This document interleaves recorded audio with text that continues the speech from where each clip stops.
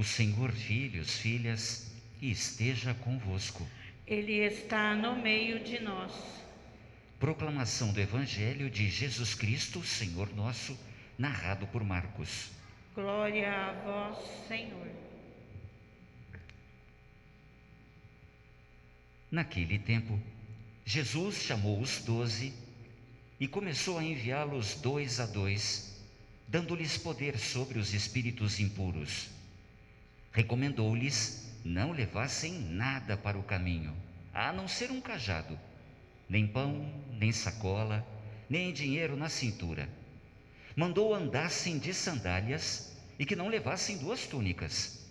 Jesus disse ainda: quando entrardes numa casa, ficai ali até vossa partida. Se em algum lugar não vos receberem, nem quiserem vos escutar, quando sairdes, sacudi a poeira dos pés como testemunho contra eles. Então os 12 partiram e pregaram que todos se convertessem. Expulsavam muitos demônios e curavam numerosos doentes, ungindo-os com óleo. Palavra da salvação. Glória a vós, Senhor.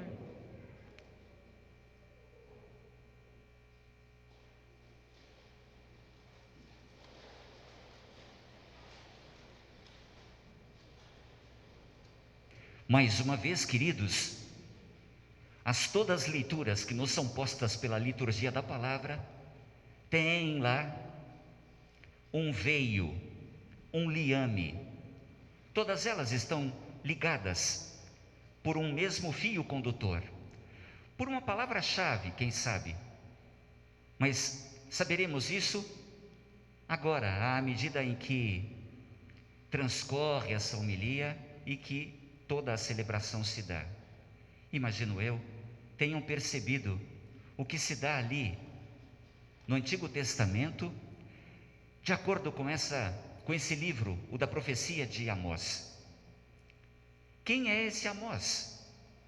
Ele tange o gado, cultiva sicômoros, mas agora está falando de Deus, falando a um povo a libertação que o aguarda. Ele será benquisto? Está sendo compreendido? As autoridades contrárias a essa posição sua o deixarão em paz, quieto? Não o incomodarão? Amazias, como bem ouvimos, é sacerdote de Betel, e ele se incomoda, em nome próprio, em nome do rei, com aquilo que vem dizendo Amós. Tanto é verdade que o procura e diz: olha, tu és profeta, tudo bem, mas aqui não ganharás a vida com estas tuas profecias, elas não estão de acordo com o nosso pensar. Então, se queres ganhar a vida, vai ajudar, prega lá, faze a sua profecia lá. E qual é a resposta de Amós? Não, eu não sou profeta, não sou filho de profeta, eu apenas cuido do gado e cultivo sicômoros. Deus é quem bruscamente interrompeu o curso da minha vida, dando-me uma missão especial a cumprir, fazendo-me profeta. Porque no dizer de Amazias, como a profecia era assim institucionalizada, Amós poderia ganhar a vida sua falando das coisas do alto noutro lugar. Ou seja, Amós não seria prejudicado, ele continuaria ganhando lá o seu salário, o seu sustento, só não falando ali, porque ali ele se tornara um incômodo. E Amós diz: não, foi Deus quem me chamou, eu não sou um assalariado, eu não ganho para fazer profecias, eu não estou vinculado ao Estado, o meu vínculo é com Deus, e Ele me mandou para cá, Ele me quer aqui. Irei a parte alguma, senão para onde Deus me quiser mandar. E se é aqui que Ele me quer, é aqui que vou ficar. Notemos, queridos, Deus chamou Amós para ser profeta quando nem passava pela cabeça sua fazer profecias, falar das maravilhas de Deus a outros e também apontar injustiças quando ele as visse, para que fossem, claro, corrigidas. Mas Deus assim o fez profeta. Do que ele entendia? De profecias? Ele entendia de gado, porque ele o tangia. Ele entendia do campo, mas não das coisas do alto. Mas Deus o fez compreender tais realidades. Por quê? Porque seu coração era sensível, porque ele era um homem bom. E sendo homem bom, chamado é à vida. E sendo ele mau, que se converta, para que ele essa vida tenha, e também junto de Deus esteja. Olhem que belo. Daí o papel do profeta, exatamente exortar àqueles que fazem direito a que continuem a fazê-lo, e então advertir os que erram para que se corrijam, ponham-se em amizade com Deus, vendo as necessidades dos homens e mulheres ao redor e socorrendo-os nestas necessidades suas. Assim quer-nos Deus. E então vem a segunda leitura, a carta aos Efésios. Ali diz-nos São Paulo: somos predestinados por Deus à filiação divina. Ou seja, quando Deus criou o homem, já o quis seu filho. E querendo o seu filho, e já o amando, chamou-o à santidade, educando-o para o amor. Noutras palavras, Deus nos quer filhos e filhas seus. E então nos chama à santidade, como resultado do amor para o qual Ele nos educa. Ou seja, a santidade resulta do amor, é consequência do amor. A santidade, filhos, filhas, brota no curso do amor. À medida que amamos, exalamos santidade, percebemos-la também ao nosso redor. Por aqui, nós já percebemos lá o motivo desta liturgia que nos põe a igreja. Diz-nos então a igreja que Deus nos chama à vida, e agora que a vida temos, Ele nos chama à santidade. Então estamos falando de vocação. Somos vocacionados, chamados, primeiro, à vida, e assim que a temos, à santidade. E como cada um vai viver esta santidade a que está propenso, a que fora chamado, naquele estado de vida que abraçou. Que estado de vida? Como pai, mãe, casado, portanto, esposo e esposa, como filho, como sacerdote, como consagrado, como ali, patrão, empregado, como político, como comerciante. Naquele estado de vida por nós abraçado, naquela profissão que agora desempenhamos, chamados somos a ser santos e conduzir à santidade todos aqueles que habitam o mesmo espaço ou que convivem conosco, também fazendo santas as coisas, utilizando-as para Deus. Esse é o sentido da consagração.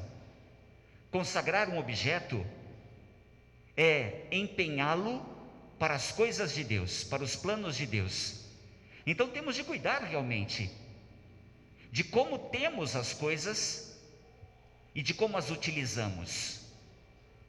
Nós as temos tão somente para o nosso prazer e saciedade, ou valemos-nos desses instrumentos, realidades e coisas para que Deus seja ainda mais conhecido E porque nossas obras estão às claras, vejam os homens que o que fazemos é mesmo vontade de Deus, e que Ele grandes coisas na nossa vida opera.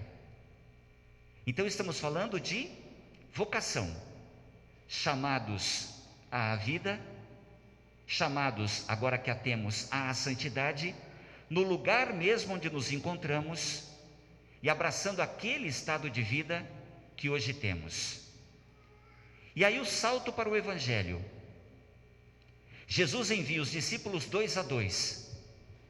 Quer Jesus, levem nada consigo, senão o cajado, e o suficiente para a missão, nada além, nada que um peso represente, nada que signifique retardo, atraso. Querem ver? Se apegados estamos à nossa aparência, às coisas que temos, ao que vestimos, ao que queremos, isso fatalmente vai nos impedir passos mais seguros e rápidos na direção dos bens que Deus quer produzamos, tenhamos e também partilhemos. Ou seja, estaremos tão focados nas coisas nossas que perderemos o norte, deixaremos de enxergar o que Deus nos põe para ser visto por nós e perseguido também, o céu. Então diz Jesus àqueles que Ele envia: levem nada consigo, nem dinheiro na cintura, para dizer, Deus é providente. E ao homem que trabalha, bom, cabe-lhe o salário justo. Deus providencia. Não é preciso nada mais. Bagagem pesada para quê? Para que a arrastemos? Para que presos a ela fiquemos? Para que nos perguntando se ali estão mesmo todas as coisas que queríamos colocar? Enquanto o trem, avião, automóvel, ônibus passam e os perdemos. Jesus nos quer com passos ágeis na direção do irmão, pois não pensemos nós chegaremos sozinhos ao céu. Não é vencendo o irmão que chegaremos ao céu, compreendam, porque o céu não se presta àqueles que aqui lutam para a derrota de alguém. O céu se põe para aqueles que se unem aos demais, formando um com eles, com vistas ao céu. Então, não pensemos, chegaremos ao céu ou receberemos de Deus como prêmio pelas lutas hercúleas que empreendemos contra pessoas que julgávamos pecadoras ou más. Não é assim. Deus não nos quer lutando com as pessoas, senão com o pecado, amando, porém, as pessoas que o cometeram. Faço-me entender, né? É isso, queridos. Deus não vê o pecado, senão para extirpá-lo. Ele vê o pecador com vistas a aproximá-lo de si. Então, se Deus despreza o pecado, mas ama o pecador, quem somos nós para, na hora de advertir, humilhar o pecador, destruí-lo por completo, achando que com isso destruído também o pecado que ele comete? Então, o nosso caminho, os nossos passos têm de ser ágeis na direção do outro, não é na direção do céu, suprimindo o outro. Atentos todos estejamos a isso. Eu não posso mirar o céu desconsiderando os irmãos. Eu vou sim considerar o céu passando pelos irmãos. Não tem outro caminho. É fato. Vou repetir, eu não posso pensar o céu mirar o céu e desconsiderar os irmãos. Eu hei de considerar este céu sim e querê-lo, passando pelos irmãos, amando, perdoando, sendo auxílio, proteção, amparo, sendo correção fraterna junto ao outro. É assim, queridos. O Evangelho há de ser anunciado com um total desapego pessoal e com uma total entrega pessoal nossa. Vocês vão me entender perfeitamente. Se o Evangelho for anunciado por mim, mas com apego pessoal ou apegos, e sem minha total entrega, esse Evangelho não será aceito e não será convincente a mensagem. Daí o desapego, daí o que Jesus diz aos discípulos seus: levem nada consigo, tenham apenas o Evangelho. Olhem, o Evangelho como sustento, como alimento, como remédio, como mensagem. Nós temos como alimento os santíssimos corpo e sangue do Senhor. Temos como alimento, sustento e força a convivência fraterna na comunidade. Isso nos fortalece. Mas quaisquer outros sinais de apego, estes sinais impedem a veracidade do que falamos. Não vão acreditar no Evangelho anunciado assim por quem está agarrado a riquezas, é avaro, é mesquinho, é egoísta. Esse Evangelho não vai convencer, porque não é o Evangelho em si mesmo, é o mensageiro que não convence. Entendem? Um São Francisco de Assis arrebatou jovens inúmeros, e é, aspas, sucesso até hoje, porque tendo nada, tinha tudo. Ó, lembram-se de uma passagem que citei de Santa Dulce dos Pobres? Tão frágil ela, mal conseguia respirar direito, andava já curvada, debruçada, toda frágil, mas tendo alguém ali necessitado, doente, caído, com tosse ou febril, ela o pegava nos próprios braços e o levava até um leito e cuidava dele, se não o dia todo, a noite inteira. Mas como? Ela mal consegue sustentar o peso do próprio corpo. Como carregar alguém nos próprios braços? Só mesmo sendo obra de Deus. Aí é que está. Fosse forte, robusta, alta, corpulenta, pegando o doente nos braços e o levando, alguém diria: também? Olha o tamanho dela, olha como é forte. E onde fica a ação de Deus? Então, quando nada temos, quando de tudo nos desapegamos, mas só em Deus ancorados estamos, Deus dá estes sinais que se tornam bem claros, luzidios para o mundo, e aí não tem dúvida, o Evangelho se torna convincente, é mesmo obra de Deus. Então vamos lá, vamos viver essa santidade onde nós estamos. Você não precisa ser padre como eu sou padre para ficar santo. Eu não preciso ser um monge de clausura e deixar a minha vida ministerial junto ao povo que Deus me dá e me confia, para numa clausura ficar santo.